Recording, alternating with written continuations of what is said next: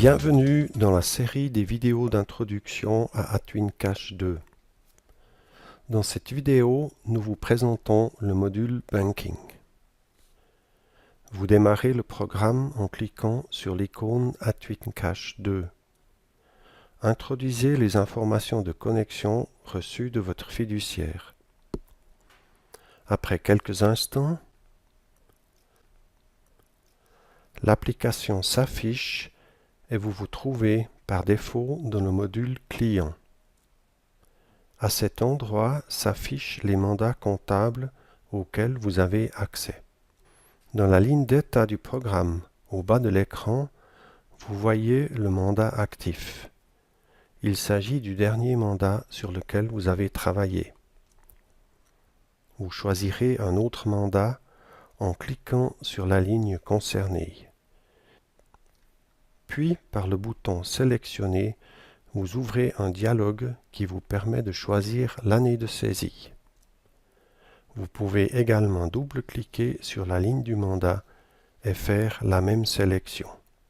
Le mandat et la période étant corrects, vous cliquez sur l'icône Banking dans la barre de menu de gauche. Le module s'ouvre. Par défaut, vous vous trouvez dans le menu Saisir des paiements, lecture optique.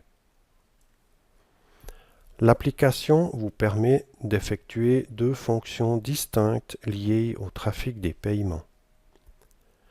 La saisie des bulletins de versement et l'envoi des ordres de paiement à l'institut financier. Ces paiements seront complétés des informations de comptabilisation, puis transférés dans les écritures comptables du module Booking. Le téléchargement des extraits de compte de l'institut financier. Vous pouvez consulter ces extraits de compte ou importer ceux-ci dans l'équilibrage des comptes. Cette fonction met en correspondance la liste des écritures comptables déjà existantes avec l'extrait de compte. Vous avez ensuite la possibilité de compléter les lignes excédentaires avec les informations manquantes en vue d'une comptabilisation automatique dans le module Booking. La première opération dans le module Banking consiste à saisir les informations de base qui permettront d'effectuer ces différentes opérations. Pour cela, vous avez le menu Un compte du donneur d'ordre, menu dans lequel vous saisirez les informations de base nécessaires pour chacun des comptes bancaires pour lesquels vous envisagez des transactions. Je choisis le menu Compte du donneur d'ordre et clique sur Nouveau. Choisissez une désignation, dans notre cas pour un compte Raiffeisen. Nous traiterons de la clé bancaire un peu plus tard dans ce tutoriel. Le numéro de compte est saisi au format IBAN. Le programme va vous compléter les informations suivantes comme le numéro de clearing et l'adresse de l'institut financier. L'adresse web est facultative. Voilà pour les données de base du compte. Le numéro de compte de comptabilité correspond au compte de destination des écritures comptables issues des paiements. Ici, le compte 1020, compte courant.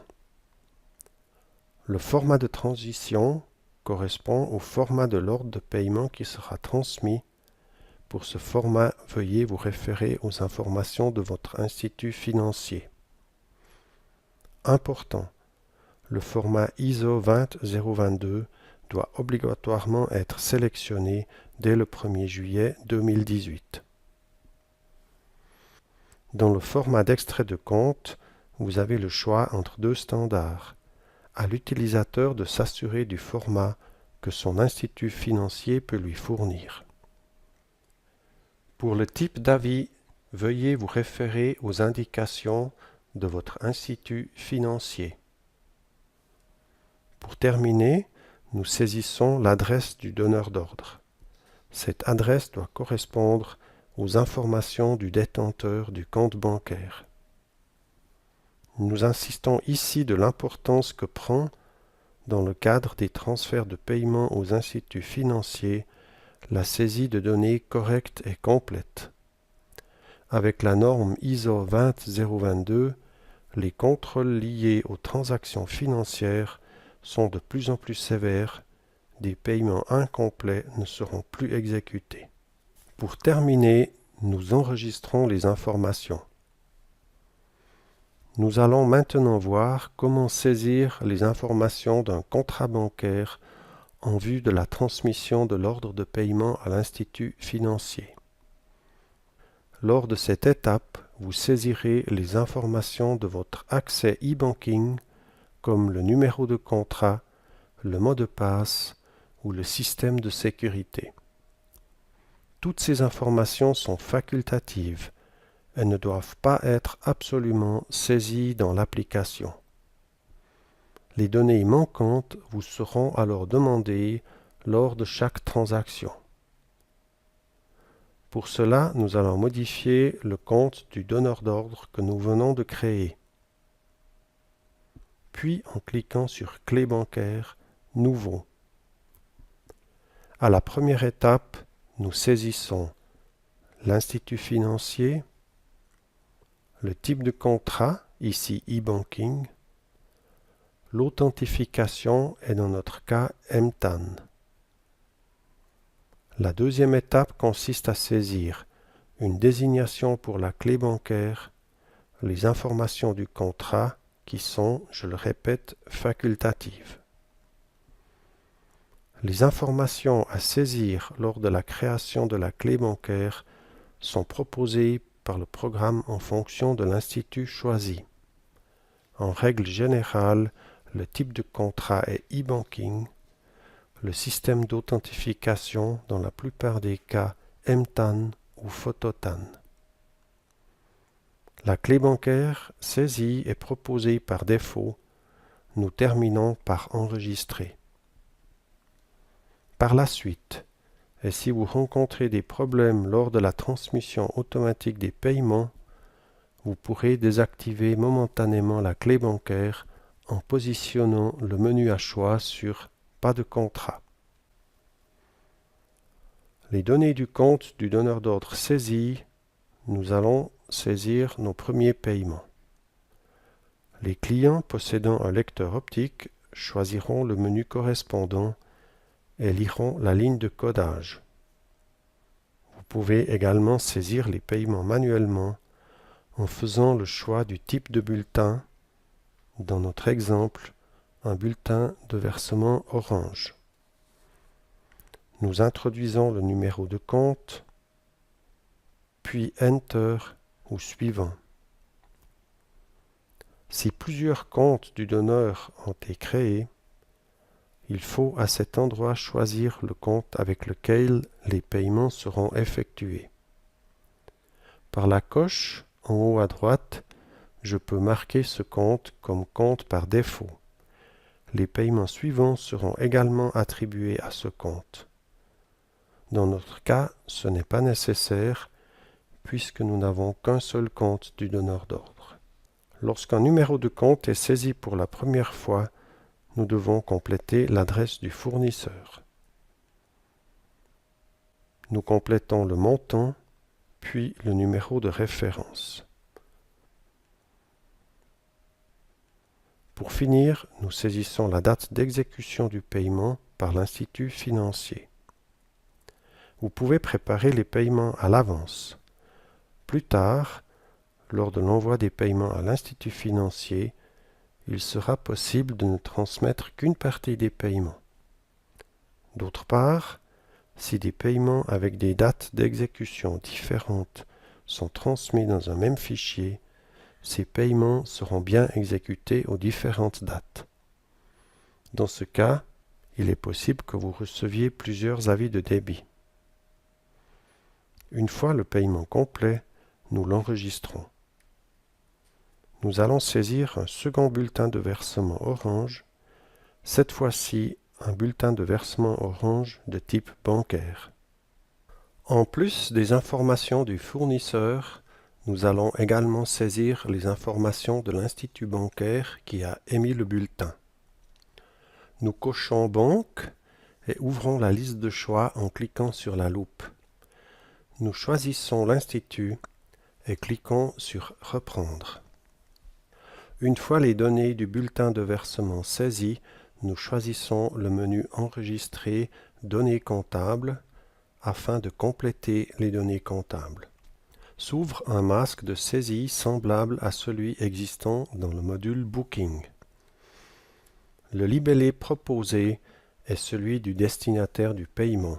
Ce libellé peut être modifié. Ce qui est différent dans la saisie des données comptables d'un paiement est la possibilité de saisir plusieurs lignes comptables pour un seul paiement. Si nous modifions le montant des dépenses et enregistrons la saisie, le masque ne sera pas fermé tant que le solde à comptabiliser n'est pas à zéro. De cette façon, il est possible de répartir les lignes de détail d'une facture de fournisseur et de répartir les montants dans différents comptes de charges. Ici, nous avons payé une paire de bottes pour 29,95 francs. Le solde représente des dépenses d'aliments.